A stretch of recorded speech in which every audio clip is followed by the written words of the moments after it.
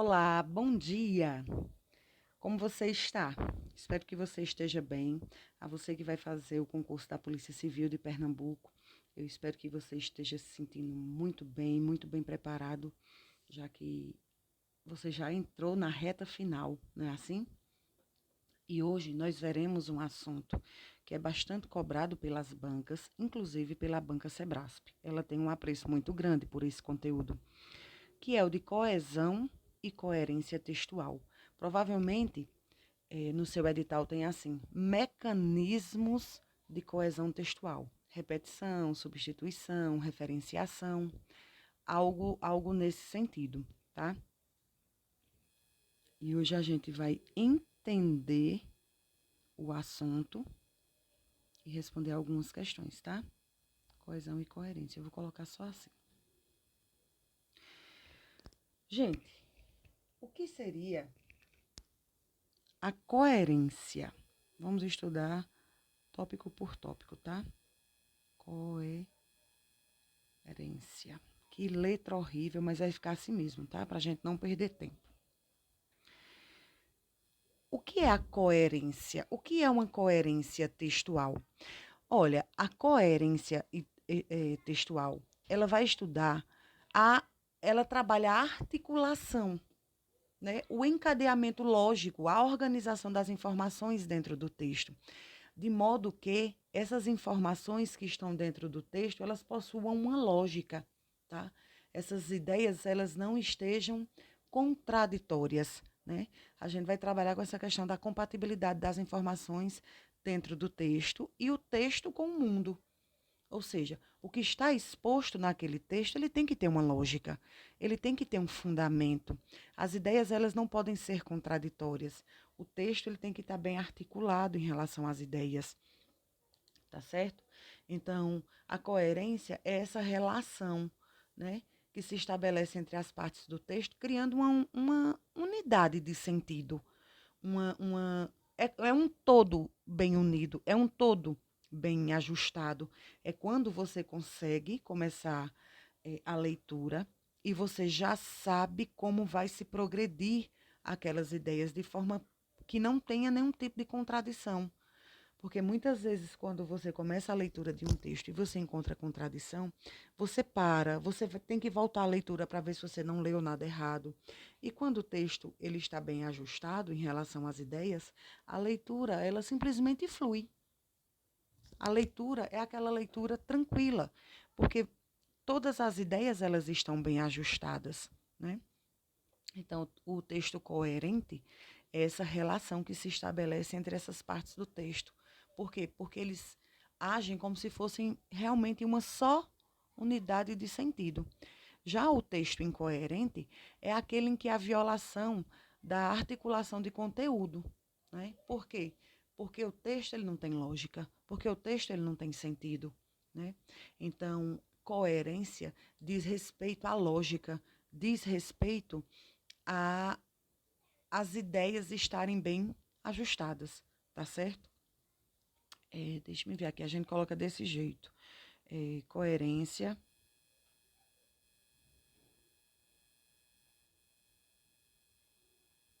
é a relação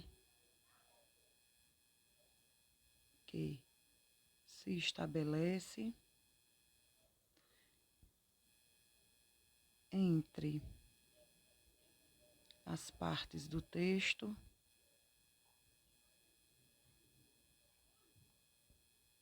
criando uma unidade de sentido, criando uma unidade. Meu Deus, e eu sem óculos. Pronto. O texto incoerente é quando há uma violação dessas articulações de conteúdo, ou seja, é quando o texto ele está incoerente, o texto ele está contraditório, as ideias elas não conseguem progredir. Por quê? Porque eu tenho uma incoerência ali, tá certo? E a incoerência, ela pode ser de diferentes níveis. Deixa eu me trocar aqui a cor dessa, não estou gostando desse rosinha. Ó.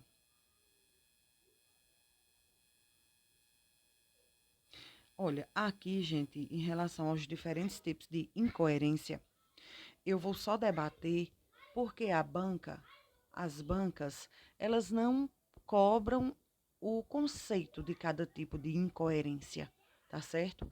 Eu vou só debater um pouco aqui e, e você preste atenção, tá? Olha só. E a primeira incoerência que nós veremos é a incoerência narrativa. Eu só quero que você preste atenção, não precisa você copiar, tá? O que seria uma incoerência narrativa? A incoerência narrativa, imagine a seguinte narração. Havia um menino muito fraco, muito magro, vendendo amendoins no semáforo, quando de repente vem um carro em alta velocidade em sua direção, capota e o motorista começa a sangrar. Então, aquele menino magro, fraco, raquítico, consegue levantar o carro e socorrer o motorista. Veja, aqui no caso, eu tenho uma incoerência narrativa. Por quê? O início da história me diz que o menino é magro, é fraco, é raquítico, ou seja, pressupõe-se que ele não tem força.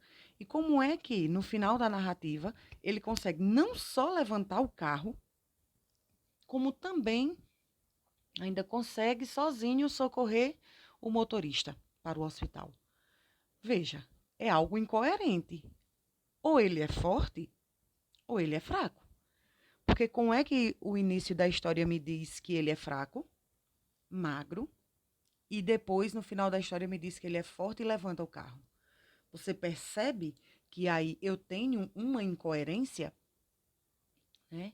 Então, essa história, nessa história, nós podemos apontar uma incoerência narrativa, de história mesmo, tá? A segunda incoerência que a gente pode lembrar é justamente a incoerência temporal. Gente, segue o mesmo molde dessa da narrativa. É você começar a contar a história dizendo que é noite e de repente lá no meio da narrativa você já disse que é dia, né? Você já disse que é dia. Como assim, se a história começou à noite, você está contando o fato que aconteceu à noite, mas de repente lá no meio da história você já diz que é dia, sem que você diga que o personagem dormiu, sem que você diga que é o outro dia. Você está contando o mesmo fato no mesmo momento, só que em um momento é dia, no outro momento é noite. Veja, aí eu tenho uma incoerência de tempo, tá certo? A sucessividade dos eventos, eles não respeitaram o tempo, porque você começou a contar o mesmo fato dizendo que era noite e de repente já era dia, né? Então aí eu tenho uma incoerência de tempo. O outro tipo de incoerência que a gente encontra é a incoerência espacial. Mesma situação, tá? Diz respeito à localização no espaço, tá certo? É você dizer, começar a contar uma história, dizendo que a história está se passando em tal lugar, e de repente você já diz que não, que lá que a história está se passando já em outro local. Então, isso é uma incoerência espacial. É uma falta de lógica entre o espaço, tá certo? E nós temos também a incoerência no nível de linguagem.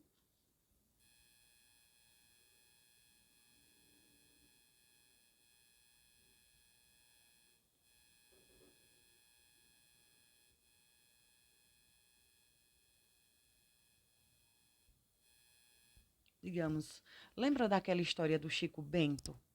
Né? Chico Bento é um caipira, né? Ele vive na roça e ele já tem toda aquela linguagem de caipira mesmo.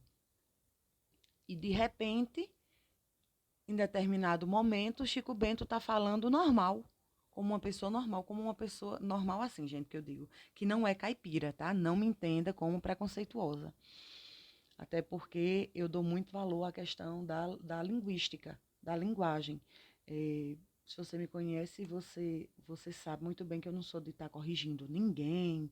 Eu não gosto disso, porque se a linguagem ela atingiu o seu fim, que é o quê? Facilitar a comunicação entre o locutor e o receptor da mensagem, para mim a linguagem ela fez cumpriu o seu objetivo, que é o de comunicar.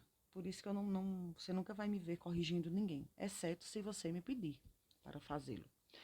Então, é Chico Bento está falando, né, com seu linguajar comum, normal, que é a linguagem caipira, e de repente, numa determinada fala, ele falar como uma pessoa da cidade, por exemplo. Veja, aí a gente tem uma incoerência, porque de repente ele está falando com a linguagem comum do caipira, né, que é normal ao caipira, e de repente ele está falando como uma pessoa citadina. Né? Aí a gente vai ter uma incoerência, tá certo?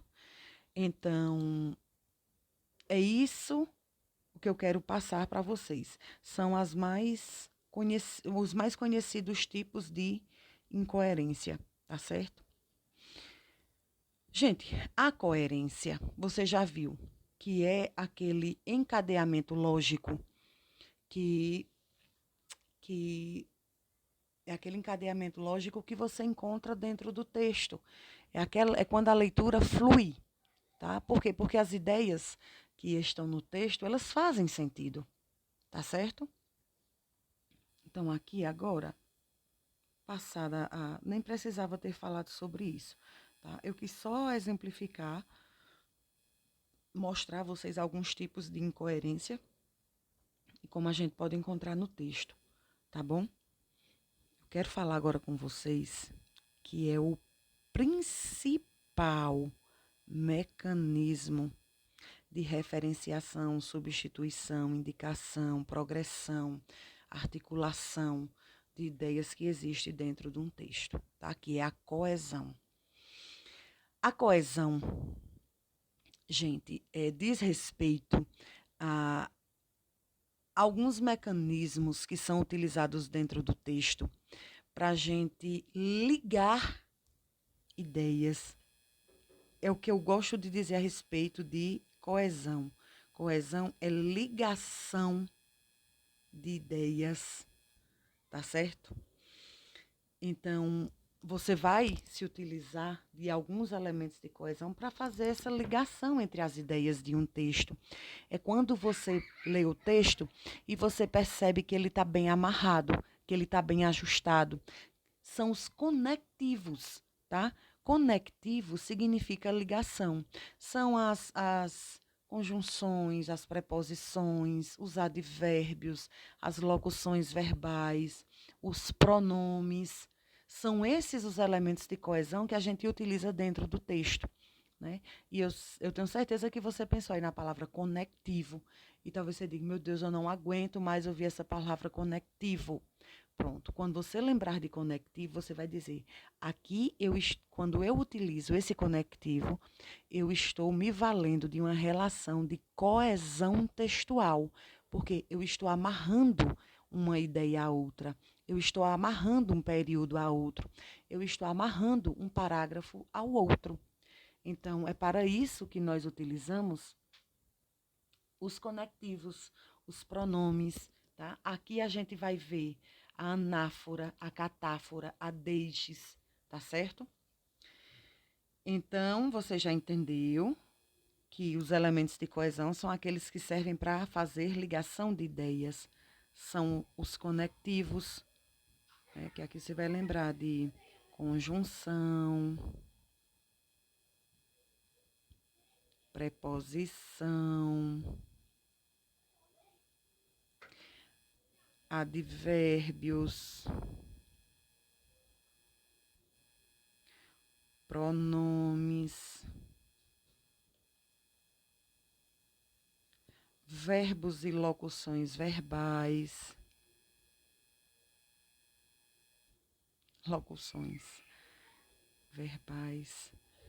entre outros. Esses elementos de coesão, gente, servem para substituição de ideias,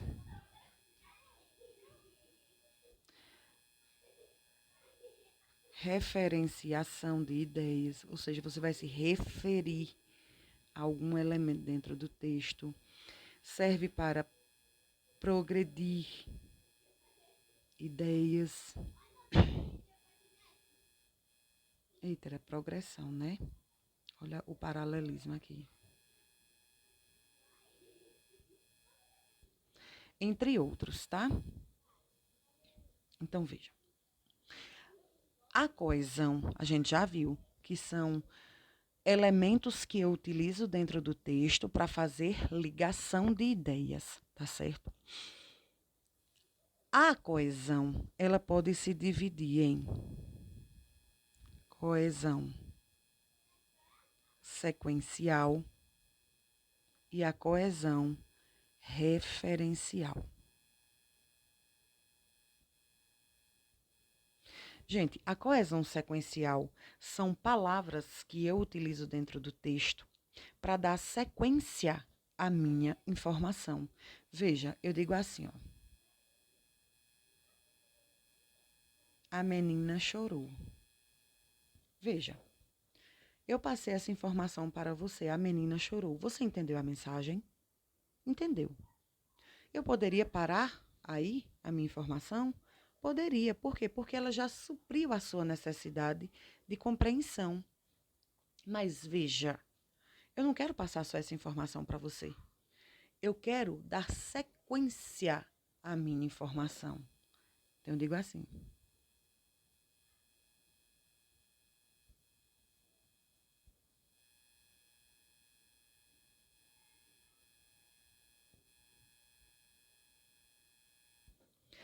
Olha só, eu tinha dado essa informação a você até aqui, certo? A menina chorou. Você tinha compreendido a mensagem. Mas veja, eu não fiquei satisfeita. Eu preferi dar sequência à minha informação. Então, quando eu decidi dar sequência à minha informação, eu me utilizei de uma conjunção. Então, essa conjunção aqui é o meu elemento coesivo sequencial. Por quê? Porque foi por meio dele que eu introduzi a sequência de informações. Então, daqui, eu já posso dizer o quê? Que a menina estava numa festa. Eu posso dizer que ela chorou, mas que ela não foi embora, que ela permaneceu lá. Olhe só, por meio do meu elemento de coesão sequencial, eu consegui deduzir outras informações. Mas isso só foi possível porque eu utilizei um elemento de coesão sequencial. Então, por meio desse mais, eu introduzi outra informação que não era do seu conhecimento, tá bom? Olha aqui outro exemplo.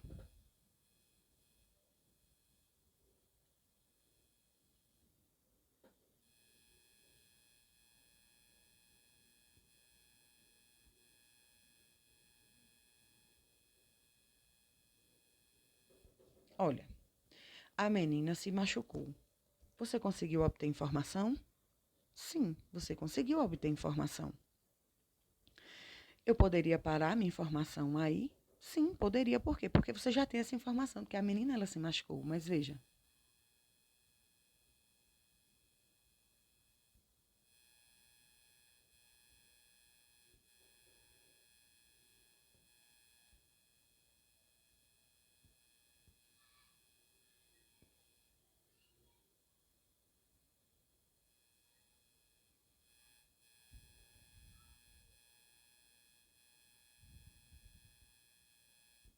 Olha aqui.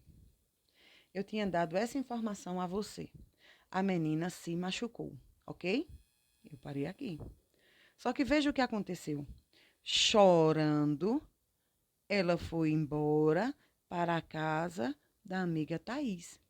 Eu introduzi uma nova informação que você não tinha. E eu fiz isso por meio de quê? Dessa locução aqui, ó. Desse verbo, locução não, desse verbo que está no gerúndio, tá? Que aqui, no caso, ele tem um valor de advérbio. Chorando foi o modo como ela foi embora, tá certo? Chorando, ela foi embora para a casa da amiga Thaís. Então, eu sei que quando ela se machucou, ela chorou. Eu sei que depois que ela se machucou, ela foi embora. E depois que ela se machucou, ela foi para a casa da amiga Thaís e que ela tinha uma amiga chamada Thaís. Veja, eu dei sequência à informação que você tinha antes por meio de um verbo. Eu só consegui dar sequência à informação, a acrescentar novas informações para você, por conta desse verbo no gerúndio que eu usei, tá certo? Então, aqui no caso, chorando é o meu elemento coesivo sequencial, tá certo? Esse é muito simples, esse aqui é muito tranquilo de você entender. A gente agora vai para referencial. Deixa-me só colocar aqui. A sequencial da sequência.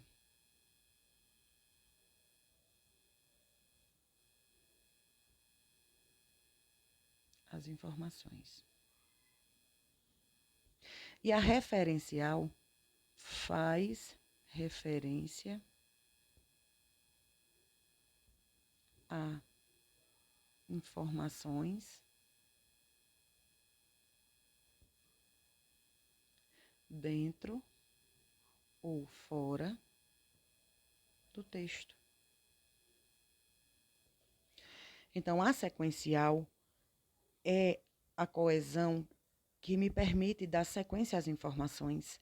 E a referencial me permite fazer referências a palavras que estão dentro ou fora do texto, tá certo? Então, aqui a gente agora vai colocar coesão referencial.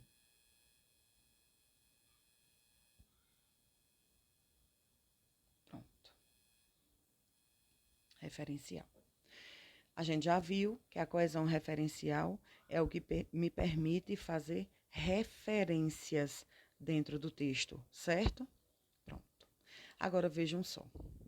A gente vai prestar atenção porque a coesão, ela pode ser, a referencial, ela pode ser endofórica e ela pode ser esofórica ou deítica. Tá horrível, né, gente, a letra? Meu Deus.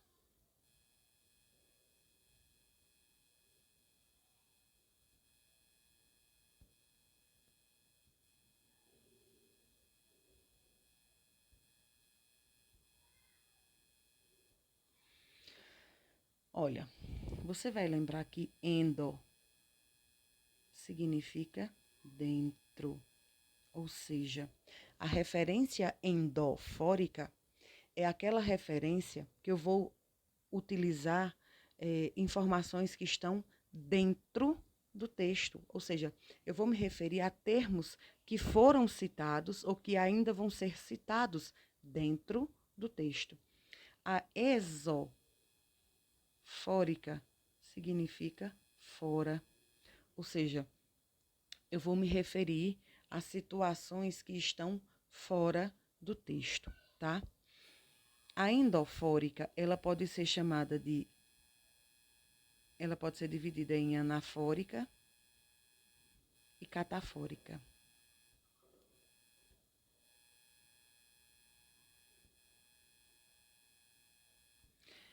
Anafórica é quando você se refere a termos que foram citados antes. Catafórica, referência de palavras que vão ser citadas depois. Como assim, professora? Preste atenção que eu vou dar um exemplo agora a você, tá?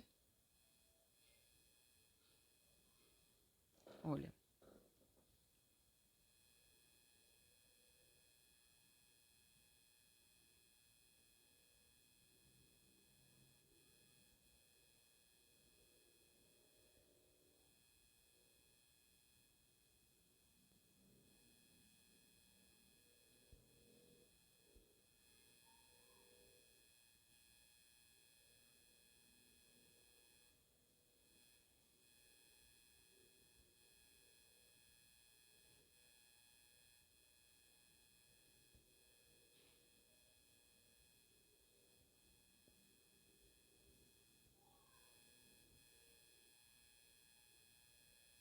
Pronto.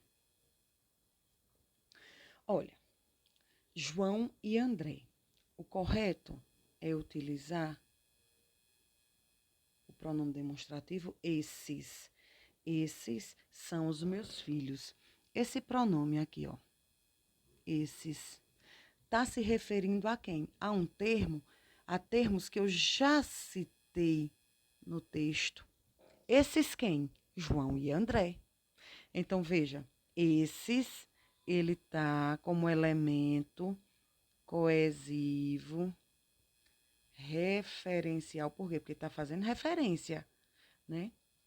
Coesão, referencial, endofórica. Por quê? Porque está dentro do texto. Aí o texto que eu tenho é esse. Seta feia. Anafórico. Por quê, gente? Olha aqui. Veja só. Quando eu digo assim, esses, esse pronome aqui, esses, está se referindo a quem? Esses são os meus filhos. Quem são esses? João e André. Veja, eu estou me referindo a termos que foram citados antes do pronome. Tá certo? Então, esses é um pronome que eu utilizei para me referir a termos que eu já citei antes. Tá certo? Então, aqui é anáfora, tá dentro do texto as palavras às quais estou me referindo.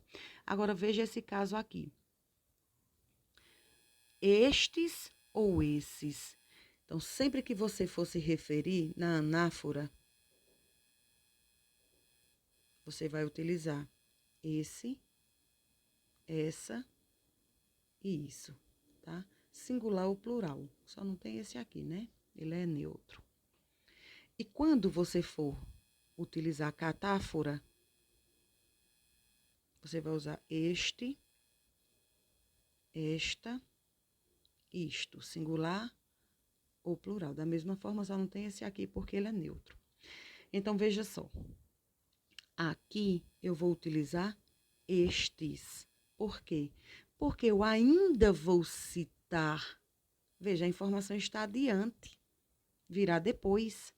Então, aqui no caso, eu vou utilizar estes, são os meus filhos, João e André. Aqui no caso, estes, ele está se projetando para o futuro, catáfora. Aqui no caso, é uma anáfora. Por quê? Porque eu estou me referindo a termos que eu citei atrás, termos que eu citei antes, tá bom? Vamos aqui, eu vou passar duas frases e vocês vão responder mentalmente e a gente corrige, tá? Eu vou até cobrir aqui.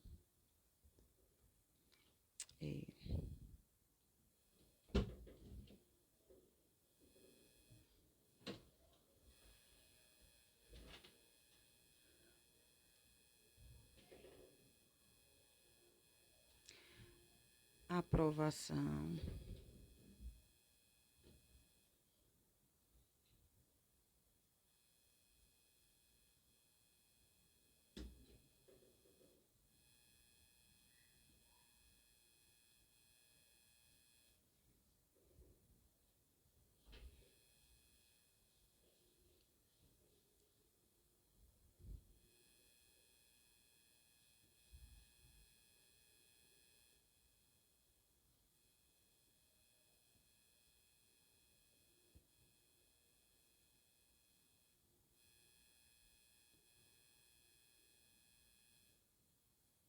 Pronto. Olha aí e responda. Eu vou dar um tempinho a você de 5 segundos para que você responda.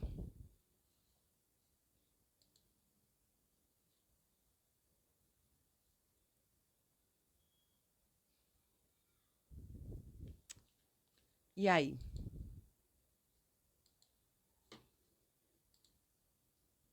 Olha, preste atenção aqui. Gente, aqui no primeiro exemplo, eu vou utilizar esta catáfora. Por quê? Qual é a aprovação que eu desejo? É medicina. Você está vendo que o termo a que eu me refiro está depois do pronome? Ou seja, catáfora a informação se projeta para o futuro. Já no segundo exemplo, eu vou utilizar essa. Por quê? Porque é anáfora. Porque eu já citei a aprovação que desejo. Ou seja, se projetou, no caso não para o futuro, né? Mas se voltou para o passado, né? Foi a informação que eu disse antes. Essa está se remetendo à medicina. Essa é a aprovação que desejo. Qual? Medicina. Então, veja que eu já citei antes. Então, aqui no caso, é anáfora. Informação que eu disse antes. Aqui é catáfora. É a informação que eu vou dar depois. Veja, esta é a aprovação que desejo. Qual? Medicina. Veja que medicina veio depois do pronome. Então, veio depois, a informação veio depois da palavra catáfora. A informação veio antes, anáfora. Tá? E vamos ver agora o que seria a referência esofórica ou deítica. Olha, gente, eu começar a gravar que eu começo a ficar com a garganta ruim. Veja só, a informação, ela vai ser esofórica quando a informação não está no texto, mas é de conhecimento apenas de quem escreveu a informação. Então, quando eu digo assim, ó, esta parede será amarela. Olha aqui. Quando eu digo assim, esta parede será amarela, e a banca vai e cita aqui, grifa aqui o esta. Preste atenção. Cadê a informação que faz referência a esta? Aqui eu tenho, olha, esta é a aprovação que desejo. Cadê a informação? Aqui, ó, medicina. O texto me deu a informação, percebe? E como o texto me deu a informação depois do pronome, aqui é catáfora, tá? Veja agora aqui, ó, nesse outro exemplo. A banca vai grifar essa e vai dizer se ela está com o sentido endofórico ou catafórico. Nesse caso aqui, o sentido é endofórico. Por quê? Porque a informação está dentro do texto. Essa é a aprovação que desejo. Qual? Medicina. Ó. Eu citei antes qual era. Então, aqui a informação eu consigo pegar dentro do texto. Só que veja, o texto que eu tenho agora é só esse aqui, ó. Esta parede será amarela. Qual? Qual é esta parede que será amarela? O texto forneceu informação? Não. Só quem sabe dar essa informação é o autor do texto. Foi ele que escreveu, então ele sabe exatamente qual é a parede. Veja que essa informação, ela foge de mim e de você, tá? No texto, ele não tem explicação de qual seria essa parede. Então, nesse caso aqui, esse esta está como um elemento de coesão esofórica, porque a informação está extra-texto, está fora do texto. Quando eu digo assim, ó, hoje faz muito frio. Pronto, a banca vai e grifa o hoje. Ela pergunta a você se esse hoje ele está com sentido endofórico ou esofórico. Você saberia me dizer? O texto é esse aí. Hoje faz muito frio. Veja, você não consegue me dizer. Por quê? Porque eu não tenho indicação no texto de que dia é hoje. Ele pode ter escrito o texto hoje, certo? Mas se você só ler depois de amanhã, vai fazer sentido? Não vai, porque o seu hoje não é igual ao hoje do autor que escreveu. O hoje, gente, não tem indicação de data. Então, esse hoje aí, ele está como elemento de coesão Esofórico, porque a informação está fora do texto. Agora, se eu digo assim, hoje, dia 12/2/2024, faz frio. E a banca grifar o termo hoje, agora sim, esse elemento de coesão aqui é endofórico. Por quê? Porque a informação do dia hoje está dentro do texto. É endofórico, catafórico. Por quê? Porque a informação veio depois da palavra grifada. Olha aqui, ó, o dia. Veja, a informação está dentro do texto e ele está depois da palavra grifada. Então, quando a informação estiver depois da palavra grifada, então esse elemento aqui é catafórico. Entendeu? Vê que coisa linda como faz sentido. Esofórica, gente, é porque a informação está fora do texto. Não é do meu conhecimento nem do seu. O texto não trouxe aquela informação. Só o autor sabe, né, a informação a que ele estava se referindo. Então, nesse caso aí, a gente tem uma informação esofórica. Quando a informação está dentro do texto, a informação é endofórica, a referenciação é endofórica. E aí você vai só olhar se a informação veio antes do termo grifado ou veio depois do termo grifado, tá bom? Então, como é que a banca Sebrasp e as outras bancas também trabalham isso aqui, gente? Olha, aí a gente vai lembrar também do uso dos pronomes demonstrativos para situar elementos dentro do texto. Veja, eu tenho elementos como este, esse e aquele. E aqui a gente vai ter um grande debate a respeito da banca Sebrasp quanto a esse pronome aqui. Veja só. Olha, a banca vai citar dois elementos, tá? João e Pedro adoeceram.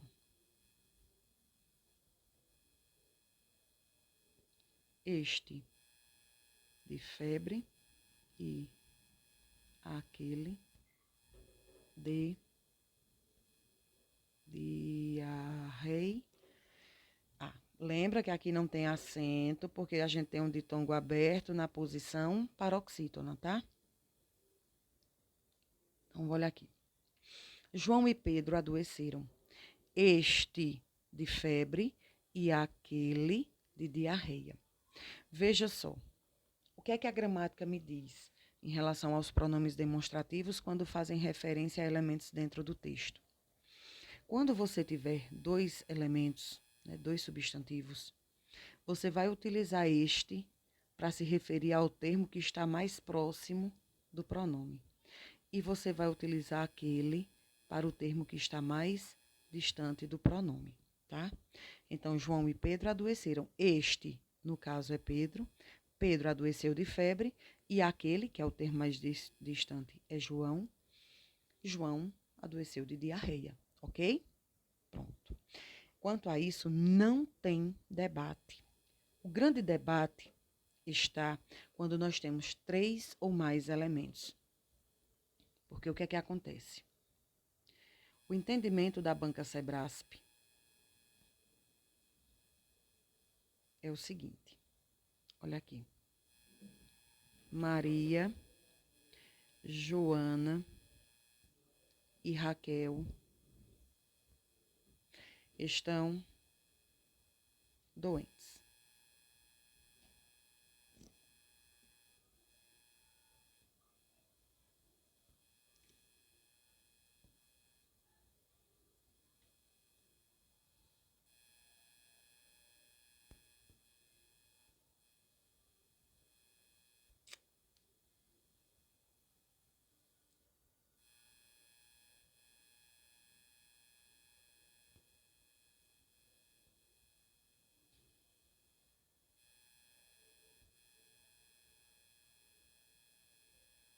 Olha aqui, gente. A banca Sebrasp, ela tem um entendimento em relação a esse tipo de referenciação que vai contra os ensinamentos das nossas gramáticas normativas. Por quê? A banca, ela diz o seguinte: quando você tiver 3 elementos, você vai utilizar este para o termo mais próximo, esse para o termo intermediário e aquele, no caso é esta, essa e aquela, para o termo mais distante. Tá certo? Esse é o entendimento da banca Sebrasp. Esta, termo mais próximo, aquela para o termo mais distante e essa para o termo intermediário, tá? Mas aí vem a nossa gramática normativa e diz o seguinte, olha, se eu tivesse como copiar, né, isso aqui, mas não tem. Maria, Joana e Raquel. Olha, quando eu for utilizar o pronome demonstrativo para eu me referir a esse termo que está mais próximo do pronome, você vai utilizar esta, tá? Banca Sebrasp diz que ao termo intermediário você vai utilizar essa. E para o termo mais distante, você vai utilizar aquela. Esse é o entendimento da banca Sebrasp. Preste atenção. As nossas gramáticas normativas, elas condenam o uso de essa para termo intermediário. O que é que a nossa gramática normativa ela diz? Que para os termos que estão equidistantes, né? Você vai utilizar esta e aquela. E para os termos intermediários, nós iremos utilizar numerais ordinais. Esse aqui é o entendimento da nossa gramática normativa.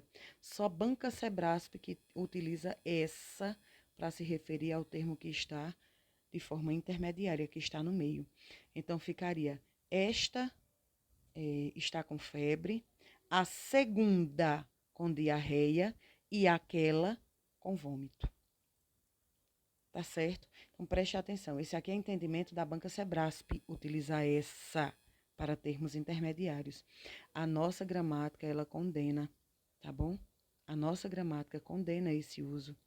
A nossa gramática diz que a gente tem que utilizar numerais ordinais. Luciana, se aqui tivesse outra, você ia dizer a segunda com isso, a terceira com aquilo, tá certo? Banca Sebrasp nunca deu mais do que 3 elementos. Então, fique atento a essa situação para que você não erre, tá? Eu vou mandar algumas questões e você vai responder. Preste atenção, volte ao texto várias vezes para ver com qual é a palavra que a palavra está se referindo para que você não erre, tá? Porque a banca Sebrasp, ela gosta demais desse assunto. Muito, muito mesmo.